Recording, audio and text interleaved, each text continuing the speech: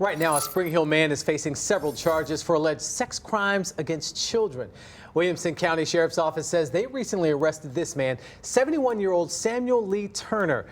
Investigators say the victims include 3 children that Turner sexually assaulted and produced material from those encounters. Among many of the laws that went into effect last week, several were dedicated to the protection of human trafficking survivors in our state.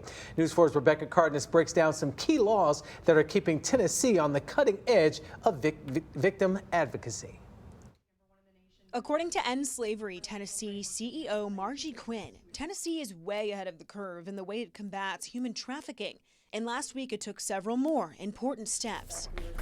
One newly enacted law requires police to notify DCS anytime a minor is taken into custody on suspected prostitution charges. We've got to understand the numbers that drive this crime, how much of this is occurring, how many state dollars do we need to throw at this problem. Another gives victims of trafficking protection under self-defense laws if they use force that results in serious bodily injury or death, even if they are engaged in illegal activity. It could be prostitution, it could be drug crimes, it could be thefts. What we're doing is we're saying that trafficking can be a life-threatening occurrence. A third removes the statute of limitations on prosecuting the trafficking of minors. We know that children wait many, many years in order to report crimes against them. And so the removal of the statute of limitations is going to allow us to address those crimes at the point at which a person discloses. Quinn says the work is far from over as advocates push to stay one step ahead of the criminals